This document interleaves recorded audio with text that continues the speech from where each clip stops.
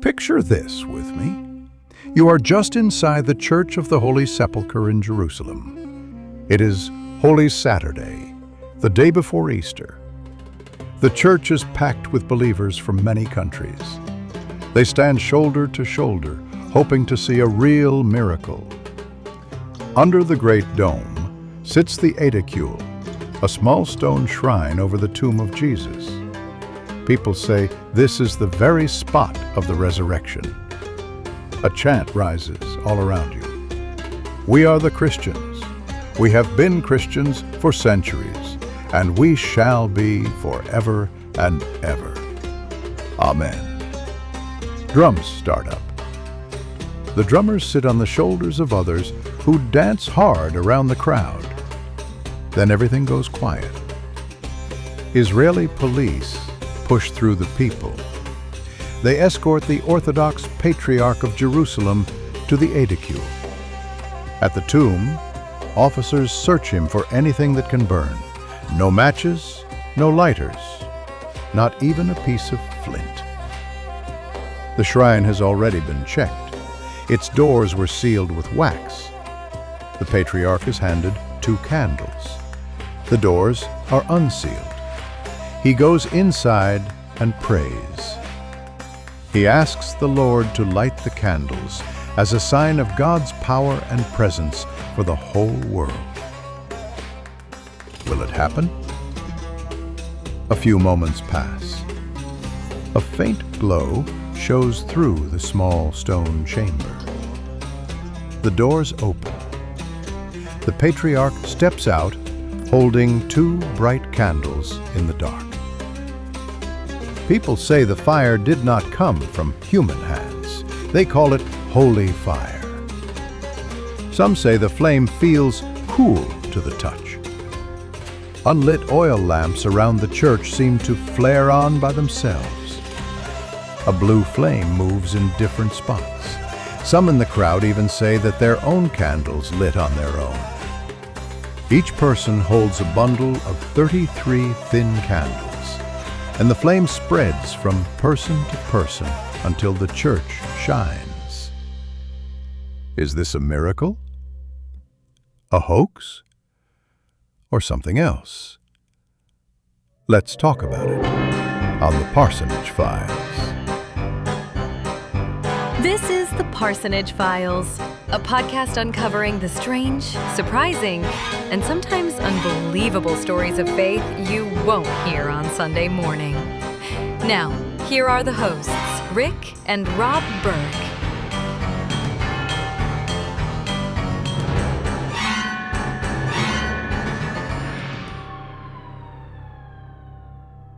Rob Burke, and I am super confused. I have never heard this story before in my life. So I got to admit, I don't know a lot about the Orthodox churches being... Hey, that's 2 of us. Other than they tend to have very pretty ornate churches. We have the one there near you. Yes, the Greek Orthodox Church down the road from us. Yep, the Greek Orthodox Church. And then the big one there in downtown Columbus that always has the Greek festival and all of that. Super yummy baklava. See, I don't like baklava. Dude, I hear the words coming out of your face. I just don't understand them. It's sticky and gross. It's sticky and yummy. We'll agree on stickiness. It is sticky. It is sticky and it's gross.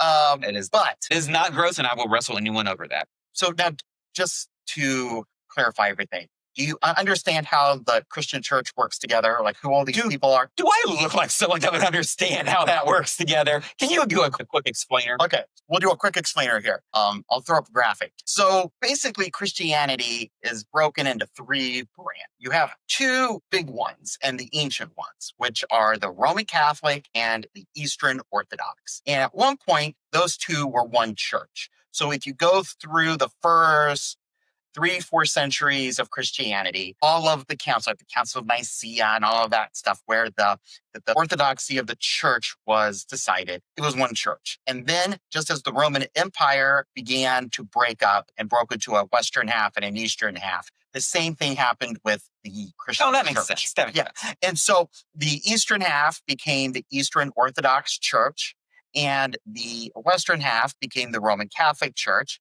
The Roman Catholic Church is, of course, headed by the Pope in Rome. And the eastern half actually doesn't have one leader. They have multiple leaders because in the East, the different parts of the Orthodox Church tend to break down around ethnic lines. Okay. So you have like the Russian Orthodox, the Greek Orthodox, Gotcha. the Ethiopian Orthodox, right? The Syrian Church, that kind of thing. So that's where you have these two big branches of Christianity. And then, of course, out of the Roman Catholic branch came us, the Protestants.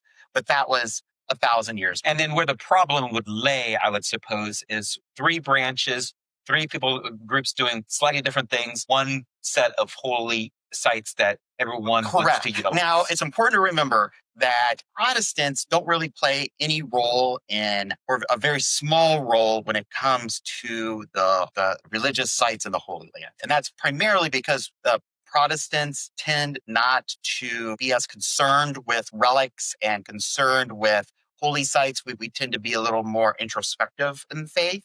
Okay. Also, we kind of came late. Which would explain to the why. party. So, Which would explain why I've never really heard of this. which would explain. It's not really a Protestant thing, other than if you're going to be going to. It is the cool, Holy though. Land. It It is. is super cool. Super cool. Early on, Teen sent his mom around to find these holy sites around the 4th century. This particular site in Jerusalem was identified as being the site of the tomb of Christ. Would this be similar to, say, St. Peter's Basilica, where it's built over top of where Correct. Peter was supposedly? Correct. So the early Christians wanted to commemorate this site, so they built a church called Church of the Holy Sepulchre, and sepulchre is just a word for tomb, and it is built over the site of the tomb and also the place of crucifixion. Which would be Golgotha?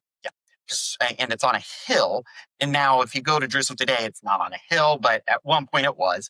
And so if you go inside the church, it's this maze of rooms and a little chapel. And so this would be the place that you watch. We watch those Travel Channel, Discovery Channel shows where explorers like Josh Gates go. Yes. And they go in there and they have to like lean down to take get off in. their shoes, lean down to get in. It's or Right. yes. And inside the Church of the Holy Sepulchre is this building. Show that to you right here. And that would be the Aedicule. That's what that is. And it is built over the top of the supposed tomb. And is this a Jesus. shrine then? It is. I hate to say it's like just a little stone house, but that's really what it is. Yeah. And it's got two rooms. It has an outer room that you go in and prepare yourself. And then there's a smaller inner room and there's a shelf. It's covered up with some stuff, but there's a shelf. And that's the shelf that Jesus's body was supposedly laid on. See, ready for story time with Rob? Yeah. So the lovely and talented Mrs. Rob and I were at the Vatican taking a tour, as you do. You do. And we're at St. Peter's Basilica. Yeah. And so being good Protestants, some of these things kind of blow your mind. And so we're in there and we walk over and there's this gaudy, ornate brass circle and it says something along the lines of Peter's tomb. Yeah. And so I'm like looking down and we look at each other and we're like, is that Peter? And we're like, apparently. So we stare at each other, then we just slowly do the drop look down like, oh, that's interesting. Peter's in that hole. So I can imagine being the same way there, right? This is where Jesus was laying. Jesus was laying there. Well, and if it's the site of the resurrection, it's kind of a big deal. Right. So what you have is this very, very holy spot. And to make a long story short, right now there are 6 different Christian groups who administer the Church of the Holy Sepulchre. Okay. Because nobody wants to give up their portion of that church. So you have the Roman Catholic Church, the Greek Orthodox Church, and the Armenian Apostolic Church are the 3 big ones. But then you also have the Coptic Church, the Syrian Orthodox, and you also have the Ethiopian Orthodox. And they're all assigned different portions. And they all work great together, sing kumbaya, hold hands, and everything, right? Oh, you better believe it. So I'll show you here this model that the Ottoman ruler had built for him because he couldn't figure out who was controlling what part of the church. And when people would come to him complaining, he couldn't figure out. Was it our section or not? Their section, was it not? He couldn't figure it out. So he said, here, make this section color-coded for me. So when somebody comes complaining about somebody else, I know what in the world they're talking about. I have a lot of questions, Pastor Rick. Why don't I explain to you exactly what all this is? Please do. I'm a little confused. All right. So on Holy Saturday, Which is the day between... Good Friday, when Jesus dies, and Easter, Greek Orthodox come to the Church of the Holy Sepulchre. Now, you might be asking yourself, how come the Roman Catholics and the other Christians in the area aren't all upset that the Greek Orthodox are there? Well, in my mind, it's because they're all singing and singing. No. It's because the Eastern Orthodox Church follows the Julian calendar. Named after our friend Julius Caesar? Named after our friend Julius Caesar. And we use what's known as the Gregorian calendar. Named after our friend Pope Gregory? Yeah, which fixed problems in the Julian calendar. So the Orthodox Easter is not the same as the Easter the Western world Protestants all follow. It's usually a couple of weeks after. So that's why there's no traffic jam. There's no traffic jam. So folks come and they're given a bundle of candles, and they're these thin wax candles. With the little round thing on the bottom so you don't burn yourself? No, just a bundle. And there's 33, marking one for each year of Jesus's life. And what happens is then 2 hours before the start of the ceremony, 2 or 3 police officers go into the Aedicule, that stone house over where Jesus is supposed to be buried. And they check for lighters, matches, candles, anything that would cause a flame. Okay. The civilian police. And these are the Israelis. And I'll show you a video here that somebody took. Why would they care? Okay, well, apparently at one point, this was kind of a bigger deal. Was it tumultuous and they wanted to make sure crowds stayed under control? Fire code? No one's really sure. It might have been that they just were kind of playing along a little bit more. Yeah. But the video that I'll show you all here was taken to so they're more of a ceremonial years ago, and you'll see that the Israeli police do not care. So it's more like a ceremonial search down. It's a ceremonial now, and that those police officers are clearly there not to check for forgeries or a hoax. They're there because they're trying to keep everyone safe. And so they're much more concerned with what's going on out here than what's going on inside that little stone. Makes sense. That's there inside the Church of the Holy Sepulchre. Makes sense. But supposedly the church is searched, then the doors are shut and are sealed with wax. And then 2 hours later, the Greek Patriarch, who is head of the Greek Orthodox Church there in Jerusalem, right? He shows up and he is searched by the police and other religious folks, but the police just make sure he doesn't have any make sure he doesn't have candles, he doesn't have a lighter, he doesn't have matches, he's got nothing on. This would be, and I'm not trying to be offensive, Pastor Rick. Yes. These thoughts just pop into my head. Okay, what? Isn't that what a magician does? Well, the assistant comes up. Okay, look, so there's nothing on. Some people say that's what it is. It's the exact same thing that a magician does. Look, nothing in my hands, nothing up my sleeves. Right before they absolutely do the trick. To the faithful, it is just confirming the miracle that they are about to witness. Okay. Yeah. So then what happens is the wax seal is broken. The doors are open to the Aedicule, and in goes the patriarch, the patriarch, and he is accompanied by an assistant, and then he's also accompanied by a member of the Armenian church to verify that because they first had no stake in him. Right, they have no stake in this. They're there. They go in to that first chamber. The doors are shut and sealed. Right. They pray. Then the Greek patriarch goes into the smaller chamber where Jesus was supposedly laid, where his body was laid, and he prays, and then all of a sudden a light just here shows up, lights his candles. Like a glowing ball. And then on the outside of the Aedicule, there are portholes that allow light in. Right. And he immediately sticks his candles out one of those portholes so people can start lighting their candles before they even get the doors open. And then they open the doors and he comes out with his lights and he starts lighting everybody's candles. Like for you. Very Oprah-ish. And that's what, like for you. And that's what Dale was talking about. The light it's dark, right? And it just spreads across. And it just starts spreading. And everyone starts chanting, Christ is risen. And there are drums and there's chanting. And it's really a very, very moving, very spectacular thing. Right.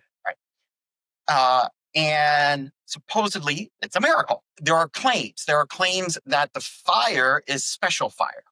And I'll show you this crazy video here in just a second of this woman showing that supposedly the fire doesn't burn you. So it's a fire, much like the burning bush, where it's a fire burning but it doesn't consume? It's the exact same idea. Gotcha. Because this is holy fire, the presence of God. And just like the flame didn't consume the bush with Moses, this flame... And you might not have an answer to this, Pastor Rick. Yeah. But this just popped into my head. Do they have a fire extinguisher nearby? Or is it because it's holy fire, they don't care? Well, it is quite the fire trap because there's only one entrance, one exit, and there's thousands of people. And in the last few years, the Israelis have actually limited the number of folks who could enter into the church. Because it's a hazard. Because it's a fire hazard. Yeah, absolutely. And the Israelis do not want there to be a fire. That's the last thing that they want. So people claim that the fire doesn't burn you. It's not hot like regular fire. And that's why like this crazy video of this woman, or you go see people rub it on their faces. And supposedly it doesn't get hot for like 20 minutes, a bit of time. Not to throw cold water on this, Pastor Rick. But wasn't there always that strange kid in school that played with fire that never got burned but would demonstrate these practices? There's always that kid like sitting in science class that would take the Bunsen burner, turn it on, and put his hand over it and like, nothing's happening. Is there a lighter around? Yeah, right here. Yeah, all right.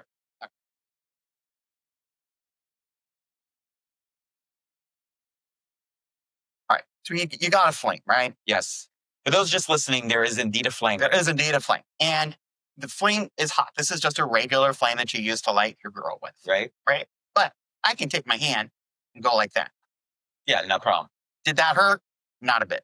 Do that all day long.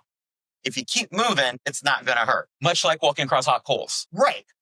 As long as you keep moving, you're good. As long as you keep moving and you don't stop. Also, I've seen some folks who did some research on it that people are crowded in there. It's hot. They're sweaty and gross, but their hands are moist. Their hands are going to be moist. You're going to be able to do that. And if you see everybody who does that, they do it quick, right? Nobody's taking it and holding it to their face. Right. What do we make of this? Is this a miracle?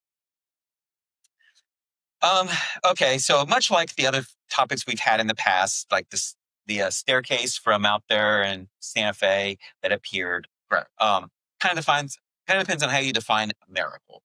Okay, in my opinion. So, is God going boom, creating a flame?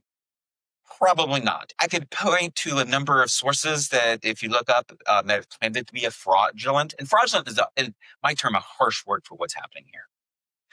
Fraudulent, in my mind, would be that some type of crime is being committed. Yeah, you're trying to pull wool over on somebody's eyes, trying to take money from them, trying to do something. And then none of that is happening. From what I can tell. Right. Do I think that God is miraculously creating a flame? No. What I do think, though, is that this is a religious ceremony that people derive a lot of happiness from, a lot of contentment from, and isn't hurting anybody. However the flame happens, however it begins, is irrelevant. The fact is people are going there and seeking spiritual enlightenment, spiritual growth, and this is providing it to them. It is not harming them in any fashion, and it is allowing them to grow closer to their faith in Jesus. I don't see what the problem is. Much like relics in some churches, where does every church in Europe have a piece of the cross, supposedly? They can't all be the piece of the cross, because the cross would be 1,000 feet tall. But is it hurting anything? No. I mean, if it helps you find center yourself in Jesus, then I don't see a problem with it. I'm guessing it is probably as simple as somehow they're igniting a flame. Now, is it a lighter, or is it a match, or is it something natural that occurs there that that has a flame? Is there a natural vent for natural gas, something along these lines? That I do not know. But that alone could be a miracle if it was, right? This is where Jesus is, and that would happen. So, but I don't know that's it. So if you're listening to this, watching this, do not go telling people that Rob Burke said there is a natural gas vent there, because I just guess it. So there are some written accounts dating from the 4th century from folks like John of Damascus and Gregory of Nyssa that describe events that sound kind of like this, but scholars who've really looked into it have really found that they're talking about either like an eternal lamp or something that would be related to candle lighting, not really a supernatural light. Now, the interesting thing about this is the first reports in the 4th century are more getting together and lighting candles as part of a religious celebration of Jesus's resurrection. There was no hint that it was No real hint that it was paranormal any more than what a candlelight service would be for us. Meaningful? Yes. Symbolic? Yes. Was it something special? No. I mean, it would be like me saying that the candles that are lit on our communion table are lit every Sunday by God. No, they're lit by one of the kids, and the flame comes from Steve in the back with the lighter. Yeah. Right? It wasn't really until the 7th century that reports start coming in about a ceremony that looks more like what the Orthodox ceremony is today. And the interesting thing, if you look at the history of what we would call Byzantium, Right. in the 600s, those reports of this miraculous fire lighting in Jerusalem come within a few years of the arrival of what was known as Greek fire. Is that the stuff they use on Game of Thrones? And Game of Thrones, Oh, what it's supposed to be like? that's the idea. Yeah. And basically ancient napalm, Right. right? Kind of probably some sort of petroleum product that was ignited and then shot from ships. So what you're saying, Pastor Rick, is that about the time that they invented Greek fire, which would be like napalm, Yeah. is about the time that we started seeing miraculous fire shows here that Correct. And so one of the, again, this is all speculation. Right, The right. speculation is that they were using the Greek fire to light the candle. so that'd be a great show. It would be a great show. And it's interesting to note that until the 13th century, the reports of this ceremony are very different than what we have today. Today, the lighting of the candle by the Greek patriarch is secret Yes. inside the Aedicule. Before that, from the 7th century, You stood out in front and did it? he stood out in front with the crowd and they prayed, and then this flame would erupt and God would light his candles. It wasn't until the first report, I believe, is in like the late 1100s of a pilgrim talking about the Greek patriarch going inside the Aedicule. And I could be wrong on this, but isn't that about the time that they lost the recipe to Greek fire? It is. That's about the time they lost the recipe to Greek fire, which always cracks me up that you could do this, but it was a top secret weapon. The recipe for it was only known by a few people. And after Byzantium was attacked, usually after like the Fourth Crusade time frame, the recipe got lost. And to this day, nobody really knows how to make Greek fire. So that would explain why that part of the ceremony. And so some researchers have now claimed that that's why they changed it, because they could no longer make this spectacular flame that just came out of nothing. So what they then did is revise the ceremony to where the flame would be started in secret. Now, the question is, if there is no candle and there is no lighter inside the Aedicule, and the Greek patriarch is searched before going in, how is he starting a fire if it's not a miracle? That's a good question. And there is a couple of videos about this, and I will link those in the description below, where they make a pretty good case for the fire coming from the one bishop who stands at the end of the door, Who's not searched. who is not searched, and he has this big metal container. And it's supposed to be a container to, I think, hold fire in. If you look, and I'll play the video here, a little bit of it, you'll see that he goes in first. So, And then he leaves, and they're searching the so it is just a show.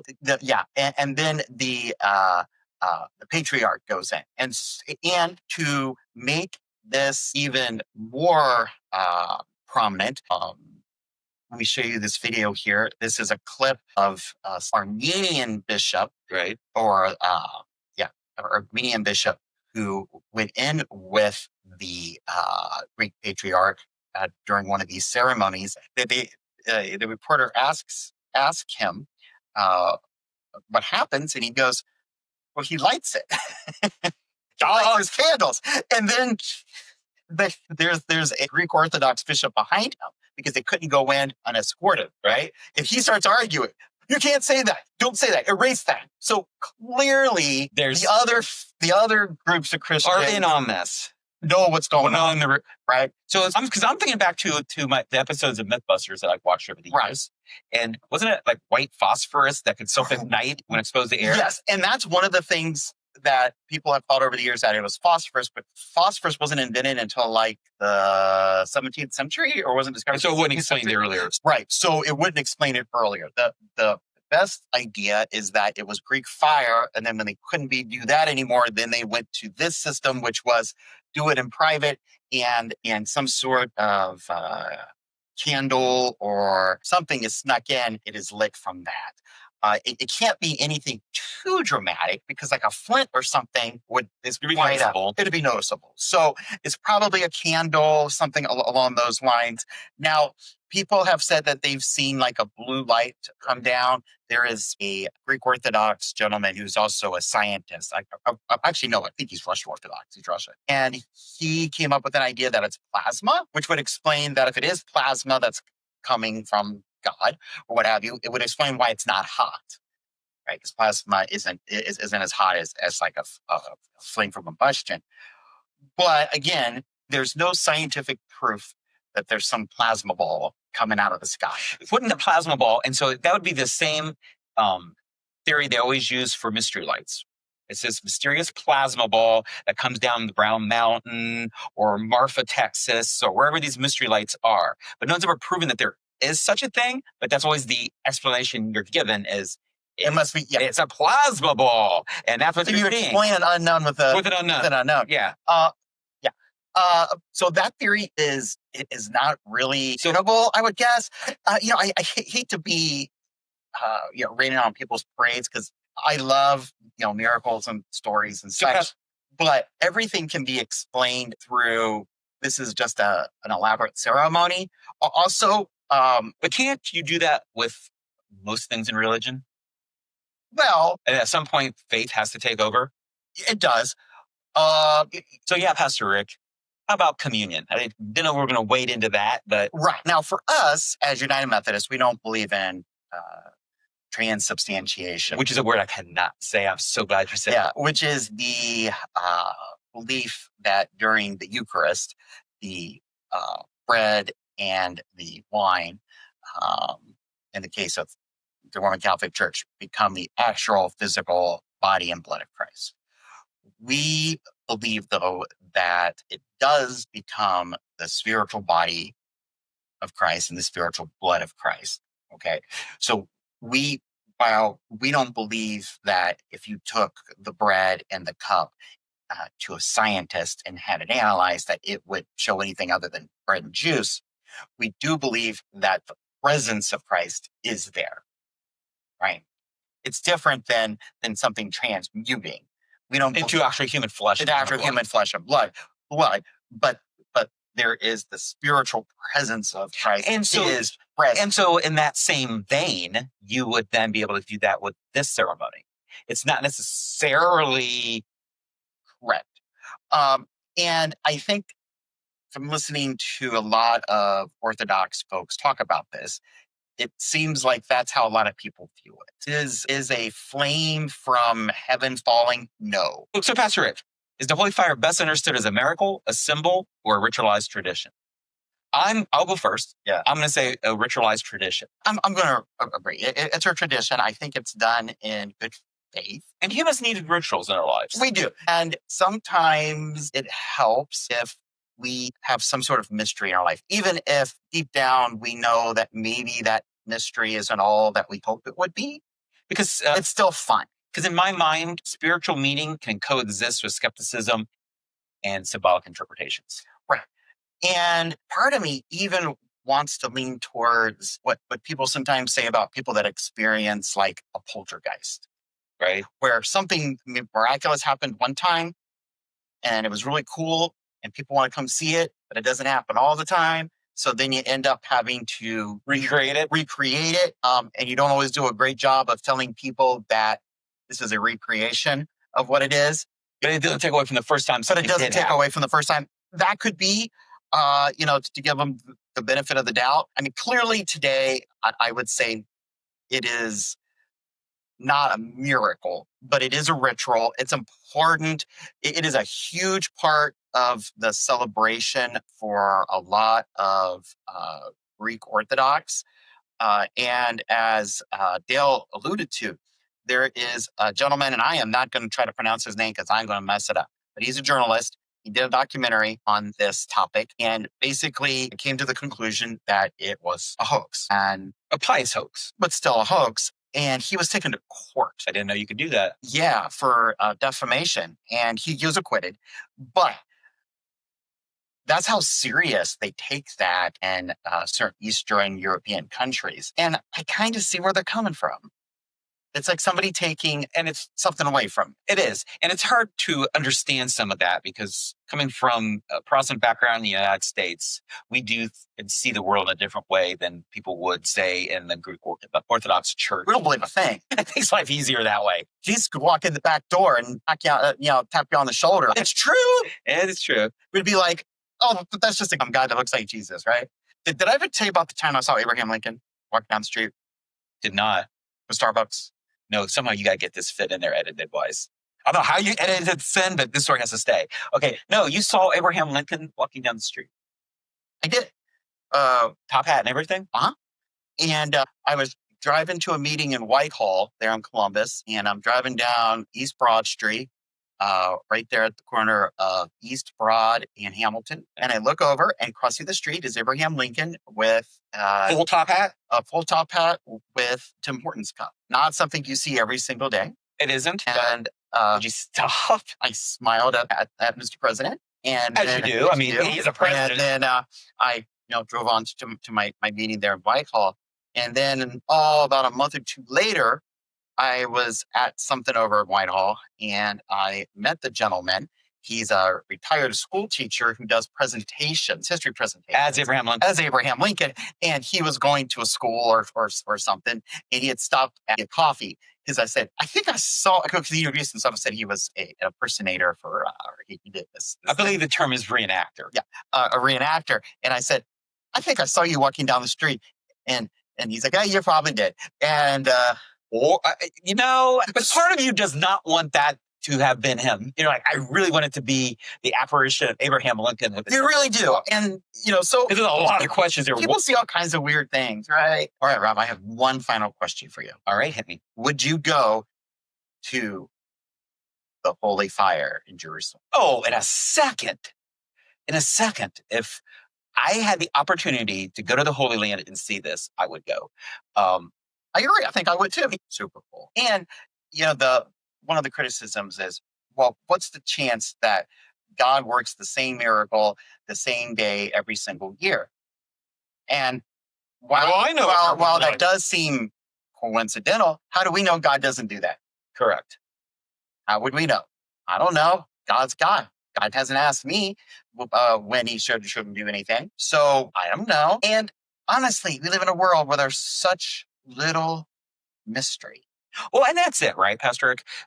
There's so many people that are skeptics just to be skeptical. Just because you can show and demonstrate something can be done doesn't mean that it wasn't done mysteriously in this. And while evidence does point to the fact that it probably is what you would count as a holy fraud, although I don't really like that term. Because fraud makes it sound like you're doing something wrong. Fraud makes it sound like that you're trying to take something from somebody, and that's clearly not what's happening. That this is to help people understand the uniqueness and the awe-inspiring tale of Jesus's resurrection, right? The story of the resurrection. And so I like it. I can't believe I've never heard of it before, but it's pretty cool. And in the world of we know how to do everything or think we know how to do everything, we kind of need this to kind of get us by. And it's interesting to talk about. Absolutely. I need to react to it. Yeah. I think this is a really neat story. And I think it shows that faith is important still to many, many people. And ritual is also important to a lot of people. Right. Of course, I like to be upfront with whatever it is we're doing, right? I wouldn't feel comfortable on a Sunday doing something, even if it helped people to get closer to Jesus, to do something that was disingenuous, right? And I think that's always a danger when you deal with, movements of the Holy Spirit, right? Even when you get into like Pentecostal kinds of things and like speaking in tongues. Right. So if it's a gift of God, sometimes you get a certain gift, sometimes you don't. Sometimes certain people get certain gifts, sometimes people get other gifts. And so if it's really a gift, then you accept it when it's there and you hope for it when it's not. And maybe that's what this is. Or maybe it's just a crazy guy in a beer. But the cool thing is that there were, back during the times of the Crusades, certain Islamic leaders who wanted it stopped because they were afraid of converts. So it was that spectacular. It was that spectacular. Convert people. Yeah, they're like, oh, no, we don't want to do this. So, yeah, it is interesting. And what it also tells me is that there's a whole portion of Christianity that we here in America don't pay any attention to.